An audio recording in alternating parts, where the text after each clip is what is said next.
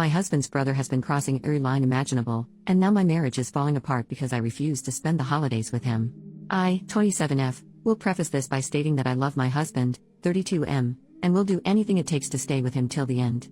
We dated for 2 years before marrying last year, and before him, my life was a mess. Now I am the happiest person alive with him and never want this relationship to end.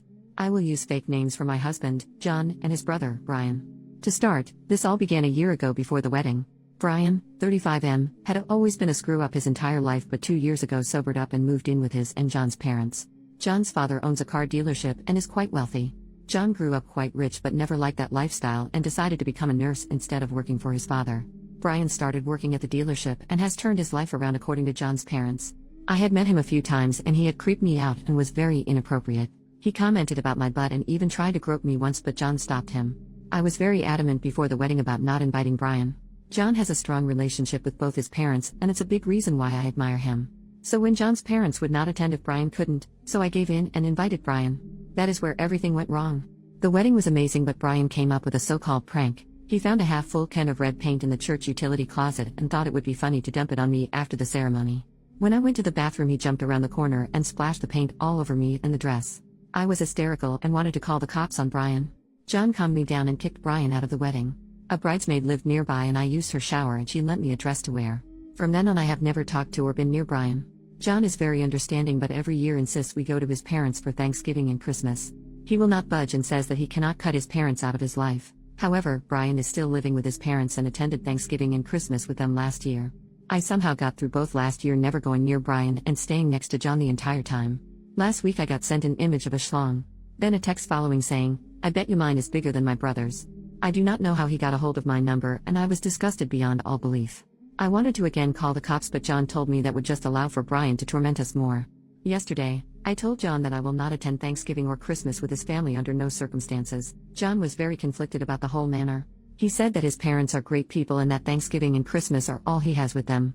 This has been by far the biggest strain on our relationship, and I can feel John and I drifting apart. I do not know how to discuss this with John and I need help. I have never done this before, and for the first time, I am going to the internet with this issue and instead of John. What can I do to fix this situation? Am I being irrational with my demands?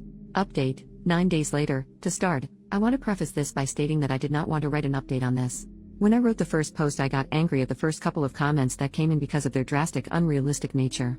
No, I'm not going to divorce my husband because he won't stick up for me. Nobody is perfect, including me, but a lot of the comments I felt didn't understand the whole scope of the problem, and I feel that is on me for not writing everything I should have. But some of it was helpful and I will address that later. Things I should have addressed or mentioned in the first post I will put here. First, my husband is adopted and so is Brian. Because of this, there are a few things that changed their relationship. John was adopted at the age of 3 and does not remember anything other than his adoptive family. However, Brian was adopted at the age of 9 when John was 6. Brian is 6 feet 5 inches and John is 5 feet 10 inches, and Brian has been bigger than John all of his life. John has talked about how Brian was SA'd before he was adopted, and that is a reason why his mother and father have always held back. Brian has bullied, and I do not mean in the older brother sense, John. John does not talk about it much, but I get the feeling Brian has done some messed up crap to him.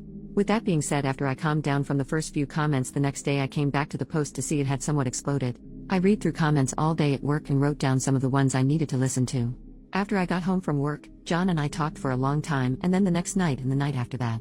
What I discussed with him was the stress his family has put on me. He by no means agrees with what his parents are doing or anything Brian has done. He opened up and did say that he felt he was failing a bit. He teared up for a bit when he told me that he wished that he had done more about Brian at the wedding and that he does not expect me to come with him to his family's ever again. He is a very shy guy and does not like conflict. He said that he would find a way for him to go just by himself for Thanksgiving and that he would just skip Christmas this year altogether. But an important thing I wanted, after reading the comments, was for him to explain to his mother exactly why I was not coming.